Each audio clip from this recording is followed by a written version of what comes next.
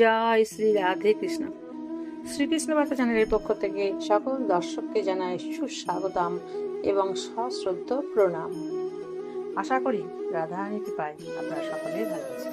আমাদের আজকের আলোচ্য বিষয় শ্রীমদ্ ভগবদ গীতার প্রথম অধ্যায় অর্জুন বিষাদ যোগ এর 41 নম্বর শ্লোক থেকে 47 নম্বর শ্লোক অর্থ সহ পাঠ এবং ব্যাখ্যা, সেই সঙ্গে শ্রীমদ্ ভগবদ গীতা মাহাত্ম্যের 41 নম্বর শ্লোক থেকে 50 নম্বর শ্লোক অর্থ সহ পাঠ। আপনারা সকলেই আমার পাশে থাকবেন এবং পুরো ভিডিওটি মন দিয়ে শুনবেন। যদি ভালো লাগে তাহলে অবশ্যই একটি লাইক করবেন এবং পরিচিত জনদের মধ্যে শেয়ার করে তাদেরও ভিডিওটি দেখার এবং শোনার সুযোগ করে দেবেন।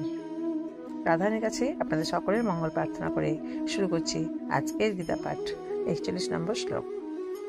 অধর্মাভিভবাৎ কৃষ্ণ প্রদুষ্যন্তি কিল স্ত্রিয় স্ত্রীষু দৃষ্টাসু বাষ্ণেয় জায়তে বর্ণসংকর। কৃষ্ণ মানে হে কৃষ্ণ, অধর্মাভিভবাৎ মানে অধর্ম অত্যাধিক বৃদ্ধি পেলে, কুলস্ত্রিয় মানে কুলস্ত্রীগণ, প্রদুষ্যন্তি মানে দূষিতা হন, বাষ্ণেয় মানে হে বাষ্ণেয়, স্ত্রীষু দৃষ্টাসু স্ত্রীলোকগণ দূষিতা হলে, বর্ণসংকর মানে বর্ণসংকর, জায়তে মানে উৎপন্ন হয়। হে কৃষ্ণ, অধর্ম অত্যাধিক বৃদ্ধি পেলে কুলস্ত্রীগণ দূষিত হন এবং হে বাষ্ণেয়, স্ত্রীলোকগণ দূষিত হলে বর্ণসংকর উৎপন্ন হয়। এই শ্লোকের ব্যাখ্যা হচ্ছে, ধর্ম পালন করলে অন্তঃকরণ শুদ্ধ হয়, অন্তঃকরণ শুদ্ধ হলে বুদ্ধি সাত্ত্বিকী হয়, সাত্ত্বিকী বুদ্ধিতে কি করা উচিত এবং কি করা অনুচিত এই বিবেক জাগ্রত থাকে। কিন্তু যখন কুলে অধর্ম বৃদ্ধি পায় তখন আচরণে অশুদ্ধি দেখা দেয়, ফলে অন্তঃকরণও অশুদ্ধ হয়ে যায়। অন্তঃকরণ অশুদ্ধ হলে বুদ্ধি তামসিক হয়, তামসিক বুদ্ধি হলে মানুষ অকর্তব্যকে কর্তব্য এবং কর্তব্যকে অকর্তব্য বলে মনে করতে থাকে, অর্থাৎ তার মধ্যে শাস্ত্র মর্যাদার বিপরীত ভাব উৎপন্ন হয়। এই বিপরীত বুদ্ধিতে কুলস্ত্রীগণ দূষিত অর্থাৎ ব্যভিচারিণী হয়ে ওঠে। স্ত্রীষু দৃষ্টাসু বাষ্ণেয় জায়তে বর্ণসংকর। এই পদে ব্যাখ্যা হচ্ছে, স্ত্রীগণ দূষিত হলে বর্ণসংকর সৃষ্টি হয়। পুরুষ এবং নারী দুজন পৃথক বর্ণের হলে তাদের যে সন্তান জন্মায় তাকে বর্ণসংকর বলা হয়। অর্জুন এখানে কৃষ্ণ সম্বোধন করে এই কথাই বলেছেন যে আপনি সকলকে আকর্ষণ করেন, সেই জন্য আপনাকে কৃষ্ণ বলা হয়। এখন আমাকে বলুন, আপনি আমাদের বংশকে কোন দিকে আকর্ষণ করবেন, অর্থাৎ কোন দিকে নিয়ে যাবেন। বাষ্ণেয় সম্বোধনে এই ভাব প্রকট হয় যে কৃষ্ণ বৃষ্ণি বংশে জন্মগ্রহণ করেছেন বলে তাকে বাষ্ণেয় বলা হয়। কিন্তু যখন অর্জুনের বংশ লোপ পেয়ে যাবে তখন তার বংশ কোন কুলের নামে পরিচিত হবে, সুতরাং কুল নষ্ট করা উচিত নয়। 42 নম্বর শ্লোক।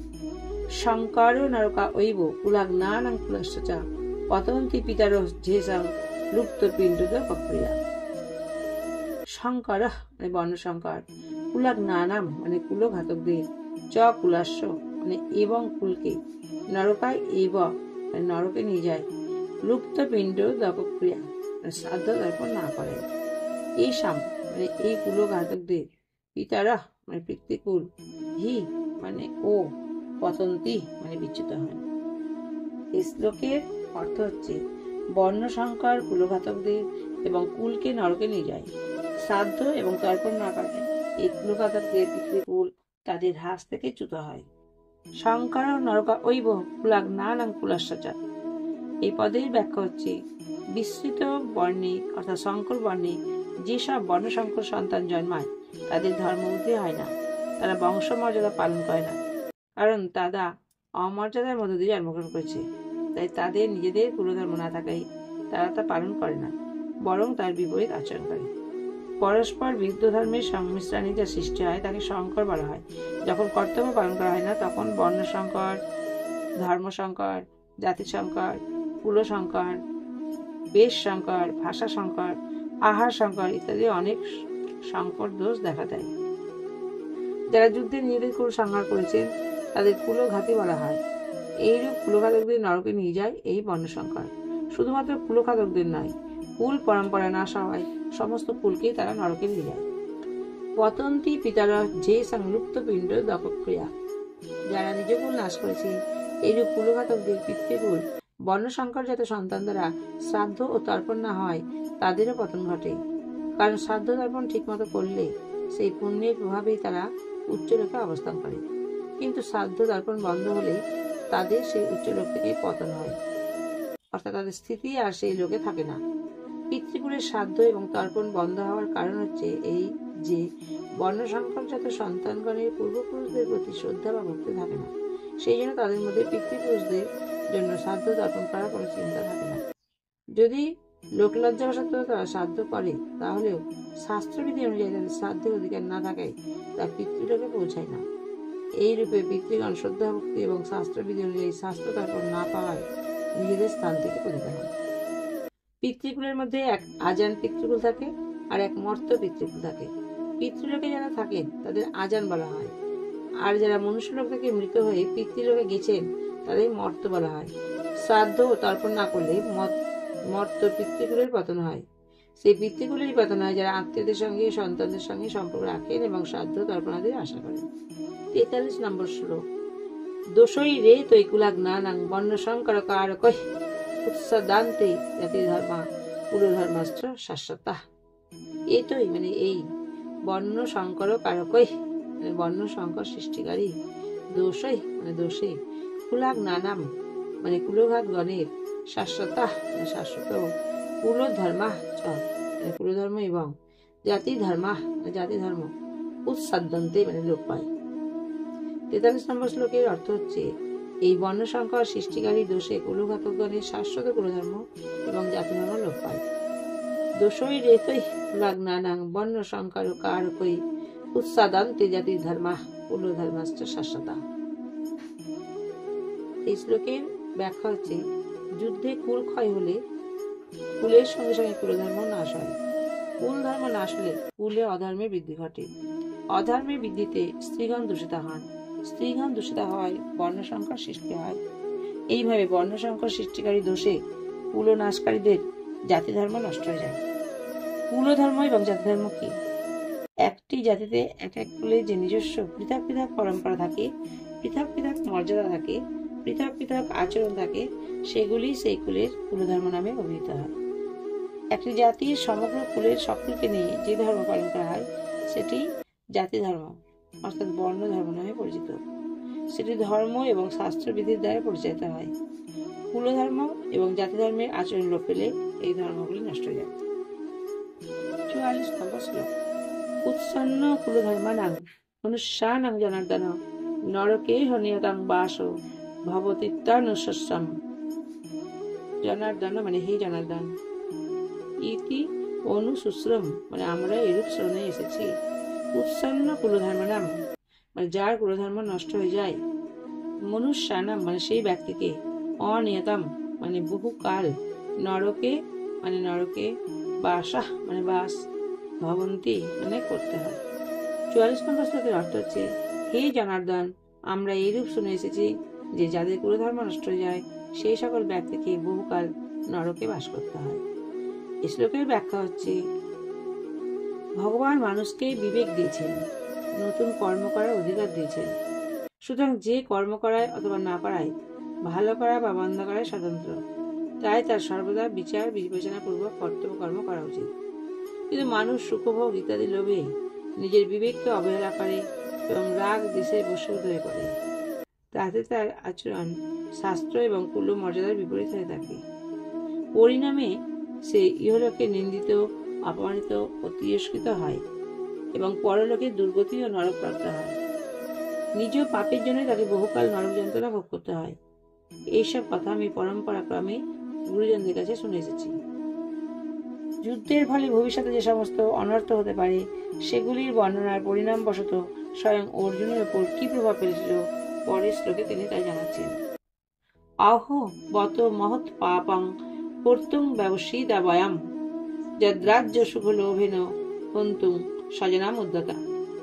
অহো মানে বড় আশ্চর্যের, বত বয়াম মানে বিষয় যে আমরা, রাজ্য সুখ লোভে ন মানে রাজ্য ও সুখের লোভে, স্বজনাম মানে নিজ স্বজনদের, হন্তাম উদ্যতা মানে বধ করতে প্রস্তুত হয়ে, মহৎ পাপম মানে একটি বড় পাপ, কর্তুম মানে করার জন্য, ব্যবস্থিতা মানে কৃতসংকল্প হয়েছি। ৪৫ নম্বর শ্লোকের অর্থ হচ্ছে, বড়ই আশ্চর্য বিষয়, আমরা রাজ্য ও সুখের লোভে নিজ স্বজনদের বধ করতে প্রস্তুত হয়ে ভয়ানক পাপ করার জন্য কৃত সংকল্প হয়েছে। এই শ্লোকে অর্জুন বলতে চাইছেন যে নিজের সৎ বিবেচনা, নিজের জ্ঞানের উপর শ্রদ্ধা থাকলে শাস্ত্র, গুরুজন ইত্যাদি আদেশ মান্য করা সম্ভব হয়। কিন্তু যে ব্যক্তি নিজের সদ্ভাবনাকে অবহেলা করে, সে শাস্ত্র, গুরুজন ইত্যাদি সুসিদ্ধান্তগুলি জেনেও সেগুলি হৃদয়ে ধারণ করতে পারে না। ৪৬তম শ্লোক। বিস্ময়াবিষ্ট ও ভারাক্রান্ত হৃদয়ে অর্জুন পরের শ্লোকে নিজের সপক্ষে শেষ যুক্তিটি পেশ করছেন।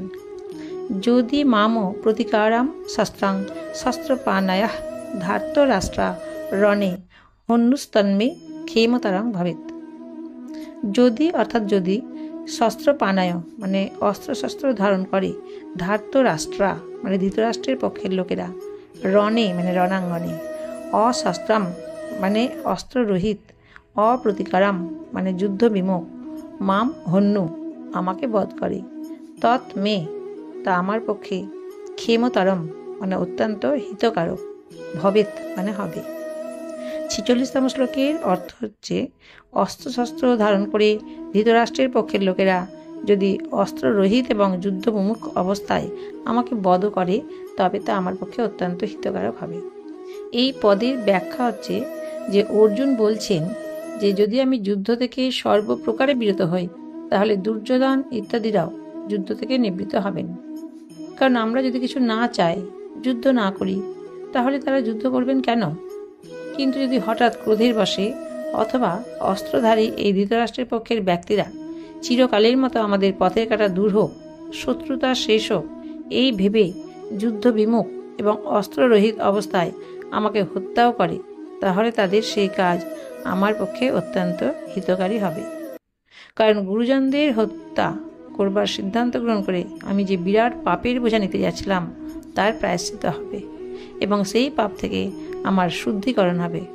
অর্থাৎ যুদ্ধ না করলে আমি পাপ হতে রক্ষা পাবো এবং আমার বংশেরও নাশ হবে না। এতক্ষণ পর্যন্ত অর্জুন নিজেকে ধর্মাত্মা মনে করে যত প্রমাণ এবং যুক্তি দেখিয়েছেন, জগতের সংসারী ব্যক্তিগণ সেই প্রমাণই যথার্থ বলে মনে করবেন এবং পরে ভগবান অর্জুনকে যেসব কথা বোঝাবেন সেগুলি তাদের কাছে ঠিক বলে মনে হবে না। তার কারণ হচ্ছে এই যে মানুষ যে পরিস্থিতি থাকে, সেই পরিস্থিতির সেই শ্রেণীর কথাকে তারা ঠিক বলে মনে করে, তার থেকে উচ্চ শ্রেণীর কথাকে তারা অনুধাবন করতে পারে না। অর্জুনের মধ্যে স্বজনপ্রিয়তার মোহ ছিল এবং সেই মোহে আবিষ্ট হয়ে তিনি ধর্ম এবং সাধুতা সম্বন্ধে বড় বড় কথা বলছিলেন। সুতরাং যাদের মধ্যে স্বজনপ্রিয়তার মোহ থাকে, তাদের অর্জুনের কথা ঠিক বলে মনে হবে। কিন্তু ভগবানের দৃষ্টি থাকে জীবের কল্যাণের দিকে, অর্থাৎ তিনি চিন্তা করেন কি করে প্রাণীর কল্যাণ হবে। ভগবানের সেই উচ্চ ভাবকে তারা বুঝতে পারে না। সুতরাং তারা ভগবানের কথা ঠিক বলে মেনে নেবে না, বরং তারা মনে করবে যে অর্জুনের পক্ষে এই পাপ রূপ যুদ্ধ থেকে দূরে থাকাই উচিত। ভগবান তাকে যুদ্ধে নিয়োজিত করে ঠিক করেননি। প্রকৃতপক্ষে ভগবান অর্জুনকে দিয়ে যুদ্ধ করেননি, বরং তাকে তার কর্তব্য জ্ঞান করিয়েছিলেন। অর্জুন নিজ কর্তব্য হিসেবে স্বাভাবিকভাবে যুদ্ধের সম্মুখীন হয়েছিলেন। সুতরাং যুদ্ধ সম্বন্ধে চিন্তাভাবনা অর্জুনের নিজেরই ছিল। তিনিই যুদ্ধে প্রবৃত্ত হয়েছিলেন এবং ভগবানকে আহ্বান করে এনেছিলেন। এখন সেই কাজকে তার বুদ্ধিতে অনিষ্টকারক বলে মনে হওয়ায় তিনি যুদ্ধে বিমুখ হয়েছেন, অর্থাৎ নিজ কর্তব্য থেকে চ্যুত হয়েছে। তাই ভগবান বলছেন যে অর্জুন যে যুদ্ধে পরাঙ্মুখ হচ্ছে, এ হচ্ছে অর্জুনের মোহ। তাই সময়োচিত যে কর্তব্য শত সামনে আসে তা ত্যাগ করা উচিত নয়। কোনো এক ব্যক্তি বদ্রীনারায়ণ যাচ্ছিল, কিন্তু পথে দিগ্ভ্রম হওয়ায় সে দক্ষিণ দিকে উত্তর এবং উত্তর দিকে দক্ষিণ মনে করল। তখন সে বদ্রীনারায়ণের দিকে না গিয়ে বিপরীত পথে চলতে শুরু করলো। পথে এক ব্যক্তির সঙ্গে তার দেখা হলো। সে জিজ্ঞাসা করলো, ভাই তুমি কোথায় যাচ্ছ? প্রথম ব্যক্তি জবাব দিল, বদ্রীনারায়ণ। তখন সেই ব্যক্তিটি বলল, ভাই বদ্রীনারায়ণ ওদিকে নয়, এদিকে, তুমি তো উল্টো পথে যাচ্ছ। সুতরাং এই লোকটি ওই লোকটিকে বদ্রীনারায়ণ পাঠায়নি, সে শুধু দিক নির্দেশ করে ঠিক রাস্তাটা দেখিয়েছিল। তেমনি ভগবান অর্জুনকে তার কর্তব্য সম্বন্ধে জ্ঞান করিয়েছিলেন, যুদ্ধ করাননি। আত্মীয় স্বজনদের দেখে অর্জুনের মনে হয়েছিল যে আমি যুদ্ধ করব না, যোৎসে। কিন্তু ভগবানের উপদেশ শুনে অর্জুন বলেননি যে আমি যুদ্ধ করব না। তিনি বলেছিলেন, আপনার আদেশ পালন করব, করিষ্যে বচনাং তব। অর্থাৎ তিনি নিজ কর্তব্য পালন করবেন। অর্জুনের বাক্যে এই প্রমাণ হয় যে ভগবান তাকে তার কর্তব্য সম্বন্ধে জ্ঞান দিয়েছিলেন। প্রকৃতপক্ষে যুদ্ধ হওয়া অবশ্যম্ভাবী ছিল, কারণ সবারই আয়ু শেষ হয়েছিল। এর অন্যথা কেউ করতে পারত না। ভগবান স্বয়ং বিশ্বরূপ দর্শন করানোর সময় অর্জুনকে বলেছিলেন যে আমি বৃদ্ধিপ্রাপ্ত কাল এবং সকলের সংহার করার নিমিত্ত এখানে উপস্থিত হয়েছি। সুতরাং তুমি যুদ্ধ না করলেও তোমার বিপক্ষের যোদ্ধারা কেউই জীবিত থাকবে না। সুতরাং যুদ্ধরূপী এই সংহার অবশ্যই হওয়ার ছিল। অর্জুন যদি এই সংহারে অংশ না নিতেন তাহলেও এটি হতো। যদি অর্জুন যুদ্ধ না করতেন তবে তিনি মাতৃ আজ্ঞায় দ্রৌপদীর সঙ্গে পঞ্চভ্রাতার বিবাহ স্বীকার করে নিয়েছিলেন। সেই যুধিষ্ঠির মায়ের যুদ্ধ করবার আদেশ নিশ্চয়ই পালন করতেন। ভীমও যুদ্ধ থেকে পশ্চাৎ অপসারণ করতেন না, কারণ তিনি কৌরবদের বধ করার প্রতিজ্ঞা করেছিলেন। দ্রৌপদী এমন কথা বলেছিলেন যে যদি আমার প্রতিগণ অর্থাৎ পাণ্ডবগণ কৌরবদের সঙ্গে যুদ্ধ না করেন তাহলে আমার বাবা দ্রুপদ, ভাই ধৃষ্টদ্যুম্ন, আমার পঞ্চপুত্র এবং অভিমন্যু কৌরবদের সঙ্গে যুদ্ধে প্রবৃত্ত হবেন। এইরূপ কয়েকটি বিশেষ কারণ ছিল যাতে যুদ্ধ বন্ধ হওয়া সম্ভব ছিল না। ভবিতব্য রোধ করা মানুষের হাতে নয়, কিন্তু নিজ কর্তব্য পালন করে মানুষ নিজের উদ্ধার করতে পারে এবং কর্তব্যচ্যুত হয়ে নিজের পতন ঘটাতে পারে। অর্থাৎ মানুষ নিজের শুভ অশুভ করাতে স্বাধীন। সেই জন্য ভগবান অর্জুনকে কর্তব্যের জ্ঞান দিয়ে সমস্ত মানুষকেই উপদেশ দিয়েছেন যে তাদের শাস্ত্র উপদেশ অনুযায়ী নিজ কর্তব্য পালনে তৎপর হওয়া উচিত, তার থেকে কখনো বিচ্যুত হওয়া উচিত নয়। পূর্বের শ্লোকে অর্জুন নিজ যুক্তিতর্কের শেষ কথা শুনিয়েছেন। তারপর অর্জুন কি করলেন পরের শ্লোকে সঞ্জয় তাই জানাচ্ছেন। সঞ্জয় উবাচ এইবম উক্ত্বা অর্জুনঃ সংখ্যে রথপ্রস্থ উপাবিশৎ বিসৃজ্য শশারাং চাপাং শোক সংবিঘ্ন মানসা। এইবম উক্ত্বা মানে এই কথা বলে, শোক সংবিঘ্ন মানসা মানে শোকাকুল মনে, অর্জুনঃ মানে অর্জুন, শশারাম চাপম মানে ধনুর্বাণ, বিসৃজ্য মানে পরিত্যাগ করে, সংখ্যে মানে যুদ্ধস্থলে, রথপ্রস্থে মানে রথের মধ্যে, উপবিশাত মানে উপবিশন করলেন। 47 নম্বর শ্লোকের অর্থ হচ্ছে সঞ্জয় বললেন এই কথা বলে শোকাকুল মানে অর্জুন ধনুর্বাণ পরিত্যাগ করে যুদ্ধস্থলে রথের মধ্যে উপবেশন করলেন। এই পদের ব্যাখ্যা হচ্ছে যুদ্ধ করা অনর্থের মূল। যুদ্ধ করলে ইহলোকে কুটুম্ব নাশ হবে, পরলোকে নরক প্রাপ্তি হবে ইত্যাদি কথাগুলি যুক্তি এবং প্রমাণপূর্বক জানিয়ে অর্জুন শোকাকুল মনে যুদ্ধ না করার সিদ্ধান্ত গ্রহণ করেন। যে যুদ্ধক্ষেত্রে তিনি ধনুক হাতে উৎসাহের সঙ্গে এসেছিলেন সেখানেই তিনি বাম হস্তে গান্ডীব ধনুক এবং দক্ষিণ হস্তে তীরটিকে নিচে রেখে রথের মধ্যে যে স্থান হতে তিনি দুই পক্ষের সৈন্যদলকে নিরীক্ষণ করেছিলেন সেখানেই শোকাকুল হয়ে বসে পড়লেন। অর্জুনের এরূপ শোকাকুল হওয়ার প্রধান কারণ হল ভীষ্ম এবং দ্রোণের সামনে রথ সংস্থাপন করে ভগবানের অর্জুনকে কুরু বংশীয়দের দেখতে বলা। কুরুন গণ্য, তাদের দেখে অর্জুনের সুপ্ত মোহ জাগ্রত হয়। মোহ জাগ্রত হয় অর্জুন বলেছিলেন যুদ্ধে আমার আত্মীয়গণের মৃত্যু হবে। আত্মীয়দের মৃত্যু বড়ই দুঃখজনক। দুর্যোধন প্রভৃতির লোভ বশত এই দুঃখের দিকে দৃষ্টিপাত করছে না, কিন্তু যুদ্ধের যে কি ভয়ঙ্কর পরিণাম হবে সে কথা চিন্তা করে আমাদের এই পাপ থেকে নিবৃত্ত হওয়া উচিত। আমরা যে রাজ্য এবং সুখের আশায় কুল ক্ষয় করার জন্য রণভূমিতে উপস্থিত হয়েছি এটি আমাদের মস্ত বড় ভুল। সুতরাং যুদ্ধ না করা অবস্থায়, অস্ত্ররহিত অবস্থায় সামনে উপস্থিত যোদ্ধাগণ যদি আমাকে হত্যাও করেন তাহলে তা আমার পক্ষে হিতকারক হবে। অন্তরে এইরূপ মোহ উপস্থিত হলে অর্জুন যুদ্ধে বিরত হওয়াতে তথা নিজ মৃত্যুতেও মঙ্গল দেখলেন এবং শেষে মোহবশত ধনুর্বাণ ত্যাগ করে বিষাদমগ্ন হয়ে উপবেশন করলেন। মোহ মমতারই কুপরিণাম হল যে অর্জুন ধনুক নিয়ে যুদ্ধের জন্য প্রস্তুত হচ্ছিলেন, সেই অর্জুনই ধনুক ত্যাগ করে অত্যন্ত শোকাকুল হয়ে পড়লেন। ওং তৎসৎ ইতি শ্রীমদ্ভগবদ্গীতা উপনিষৎসু ব্রহ্মবিদ্যায়াং যোগশাস্ত্রে শ্রীকৃষ্ণার্জুন সংবাদ অর্জুন বিষাদ যোগ নাম প্রথম অধ্যায় সমাপ্ত। এইভাবে ওং তৎসৎ ভগবানের এই নাম উচ্চারণপূর্বক ব্রহ্মবিদ্যা এবং যোগশাস্ত্রময় শ্রীমদ্ভগবদ্গীতা উপনিষদ রূপ শ্রীকৃষ্ণার্জুন সংবাদে অর্জুন বিষাদ যোগ নামক প্রথম অধ্যায় সম্পন্ন হল।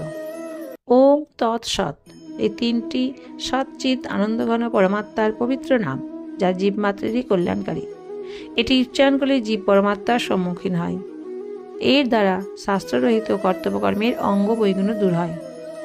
সুতরাং গীতার অধ্যায় পাঠ করার সময় শ্লোক, পদ এবং অক্ষরগুলির উচ্চারণে যে সকল ভ্রান্তি হয় তার পরিমার্জন করার জন্য এবং সংসার থেকে সম্বন্ধ বিচ্ছেদ করে ভগবৎ সম্বন্ধ অনুভব করার জন্য প্রত্যেক অধ্যায়ের সমাপ্তিতে ওং তৎসৎ উচ্চারণ করা হয়েছে। প্রত্যেক অধ্যায় শেষে মহর্ষি বেদব্যাসের ওং উচ্চারণের অর্থ এই যে আমার রচনার অঙ্গ বৈগুণ্য যেন দূর হয়। তৎ উচ্চারণের অর্থ আমার রচনা ভগবৎ প্রীত্যার্থে যেন হয়, এবং সৎ উচ্চারণের অর্থ আমার রচনা সৎ অর্থাৎ অবিনাশী ফল প্রদান করে। ইতি মানে ব্যাস আমার এইটুকুই প্রয়োজন, এছাড়া আমার ব্যক্তিগত আর কোনো প্রয়োজন নেই। যিনি শ্রীমৎ অর্থাৎ সর্ব শোভা সম্পন্ন এবং যাতে সমস্ত ঐশ্বর্য, ধর্ম, যশ, শ্রী, জ্ঞান এবং বৈরাগ্য এই 6টি ভগ নিত্য বিদ্যমান থাকে, সেই ভগবানের মুখ নিঃসৃত হওয়ার জন্য এটিকে শ্রীমদ্ ভগবত বলা হয়েছে। মানুষ যখন প্রফুল্ল থাকে, আনন্দে থাকে, তখন তার মুখ থেকে শতই গীত উৎসারিত হয়। ভগবানও এটি আনন্দ সহকারে গীত করেছেন, তাই এর নাম গীতা। সংস্কৃত ব্যাকরণ অনুসারে যদিও এটির গীতম নাম হওয়া উচিত ছিল, কিন্তু উপনিষদের স্বরূপ হওয়ায় এটিতে স্ত্রীলিঙ্গ শব্দ গীতার প্রয়োগ করা হয়েছে। এটিতে সম্পূর্ণ উপনিষদের সার তত্ত্ব নিহিত হয়েছে এবং এটি স্বয়ং ভগবৎ বাণী হওয়ায় উপনিষদ স্বরূপ, তাই একে উপনিষদ বলা হয়েছে। বর্ণ, আশ্রম, সম্প্রদায় ইত্যাদির দিকে দৃষ্টি না রেখে প্রাণীমাত্রের কল্যাণকারী সর্বশ্রেষ্ঠ বিদ্যা হওয়ায় এটির নাম ব্রহ্মবিদ্যা। এই ব্রহ্মবিদ্যা স্বরূপ গীতায় কর্মযোগ, জ্ঞানযোগ, ধ্যানযোগ, ভক্তিযোগ ইত্যাদি যোগ সাধনের শিক্ষাদান করা হয়েছে, যাতে সাধকদের পরমাত্মার সঙ্গে নিজ নিত্য সম্বন্ধ অনুভূত হয়। সেই জন্য একে যোগশাস্ত্র বলা হয়েছে। গীতা সাক্ষাৎ পুরুষোত্তম ভগবান শ্রীকৃষ্ণ ও ভক্তপ্রবর অর্জুনের কথোপকথন। অর্জুন নিঃসংকোচে প্রশ্ন করেছেন এবং ভগবান উদারভাবে উত্তর দিয়েছেন। দুজনেরই ভাব এতে পরিস্ফুট হয়েছে। সুতরাং এই দুজন নামেই এই গীতা শাস্ত্রের বিশেষ মহিমা হাতে এটিকে শ্রীকৃষ্ণার্জুন সংবাদ নামে উল্লেখ করা হয়। প্রথম অধ্যায়টিতে অর্জুনের বিষাদের বর্ণনা আছে। এই বিষাদ ভগবান অর্থাৎ সাধু সঙ্গ পেয়ে গেলে সংসারে বৈরাগ্য উৎপন্ন করে কল্যাণকারী হয়ে যায়। দুর্যোধন ইত্যাদিরও বিষাদ জন্মেছিল, কিন্তু তারা ভগবানের বিমুখ হওয়ায় তাদের বিষাদ যোগ হয়নি। কেবল অর্জুনের বিষাদই ভগবৎ মুখী হওয়ায় যোগ অর্থাৎ ভগবানে নিত্য সম্বন্ধ অনুভবকারী হয়েছে। সেই জন্য এই অধ্যায়ের নাম অর্জুন বিষাদ যোগ রাখা হয়েছে। শ্রীমদ্ ভগবত গীতা মাহাত্ম্য 41 নম্বর শ্লোক এবং 42 নম্বর শ্লোক পাঠ। নিবসন্তি সদা দেহে দেহে শেষোপি সর্বদা সর্বে দেবাশ্চরীষয় যোগিন দেহ রক্ষকা গোপাল বালকৃষ্ণ হপি নারদ ধ্রুব পার্শ্বদৈ সহায় জয়তে শীঘ্রং যত্র গীতা প্রবর্তাতে। 41 নম্বর এবং 42 নম্বর শ্লোকের অর্থ হচ্ছে, যাহার গীতা পাঠাদিতে প্রবৃত্তি হয় তাহার জীবিতকালে এবং দেহাবসানেও সমস্ত দেবতা, ঋষিগণ ও যোগীগণ তাহার দেহ রক্ষক হন। বাল্যগোপাল কৃষ্ণ, নারদ, ধ্রুবাদি পার্শ্বদ সহিত অবিলম্বে তাহার সহায় হইয়া থাকে।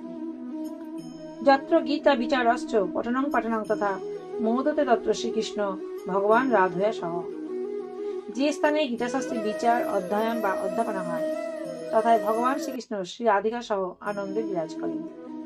ভগবান শ্রীকৃষ্ণ বাচ গীতামে হৃদয়ং পার্থ গীতামে সারম উত্তমম গীতামে জ্ঞানম অত্যগ্রাম গীতামে জ্ঞানম অব্যয়ম গীতামে চ উত্তমং স্থানং গীতামে পরমং পদম গীতামে পরমং গুজ্জং গীতামে পরম গুরু গীতা আশ্রয় অহং তিষ্ঠামি গীতামে পরমং গৃহং গীতা জ্ঞানং সমাশ্রিত ত্রিলোকিং পালয়াম্যহম। 44, 45 এবং 46তম শ্লোকের অর্থ হচ্ছে, ভগবান শ্রীকৃষ্ণ বললেন, হে পার্থ, গীতাই আমার হৃদয়, গীতাই আমার সার সর্বস্ব, গীতাই আমার অত্যগ্র এবং অব্যয় জ্ঞান স্বরূপ, গীতা আমার উত্তম স্থান, গীতা আমার পরম পদ, গীতা আমার পরম গুহ্য, গীতা আমার পরম গুরু, গীতার আশ্রয়ে আমি থাকি, গীতা আমার পরম গৃহ, গীতা জ্ঞান আশ্রয় করিয়াই আমি তিলক পালন করি। গীতামে পরমা বিদ্যা ব্রহ্মরূপানা সংশয়া অর্ধমাত্রা হরা নিত্যম অনির্বাচ্য পদার্থিকা। গীতা আমার ব্রহ্মরূপ পরমা বিদ্যা, ইহাতে সংশয় নাই। গীতা অর্ধমাত্রা রূপিণী, নিত্যা অনির্বচনীয় পদস্বরূপিণী। গীতা নামানি বক্ষামি গুজ্জানি শ্রীনু পাণ্ডবা কীর্তনাথ সর্বপাপানি বিরায়াং জানতি তৎক্ষণাৎ। হে পাণ্ডব, আমি গীতার গুজ্জ নাম সমূহ বলতেছি, শ্রবণ করো। ওই নাম সকল কীর্তন করলে তৎক্ষণাৎ সমস্ত পাপ বিনষ্ট হইয়া যায়। 49 এবং 50তম শ্লোক। গঙ্গা গীতা চ সাবিত্রী সীতা সত্য পতিব্রতা ব্রহ্মাবলী ব্রহ্মবিদ্যা ত্রিসন্ধ্যা মুক্তি গেহিনী অর্ধমাত্রা চিদানন্দা ভবক নিভান্তি নাশনি বেদত্রী পরানন্দা তত্ত্বার্থ জ্ঞানমঞ্জরি। গঙ্গা গীতা সাবিত্রী সীতা সত্য পতিব্রতা ব্রহ্মাবলী ব্রহ্মবিদ্যা ত্রিসন্ধ্যা মুক্তি গেহিনী অর্ধমাত্রা চিতানন্দা ভবগ্নি ভ্রান্তি নাশিনী বেদত্রয়ী পরানন্দা তত্ত্বার্থ জ্ঞান মঞ্জুরি। এতক্ষণ আপনারা শ্রীমদ্ ভাগবত গীতার প্রথম অধ্যায় অর্জুন বিষাদ যোগ এর 41তম শ্লোক থেকে 47তম শ্লোক অর্থসহ পাঠ শ্রবণ করলেন এবং সেই সঙ্গে শ্রী শ্রী গীতা মাহাত্ম্য 41তম শ্লোক থেকে 50তম শ্লোক অর্থসহ পাঠ শ্রবণ করলেন। ভিডিওটি যদি আপনাদের ভালো লাগে তাহলে অবশ্যই একটি লাইক করবেন, আর যদি কোনো ভুল ত্রুটি হয়ে থাকে বা কোনো পরামর্শ দেবার থাকে তাহলে কমেন্ট বক্সে অবশ্যই কমেন্ট করে জানাবেন। আপনারা সবাই ভালো থাকবেন, সুস্থ থাকবেন। রাধে রাধে।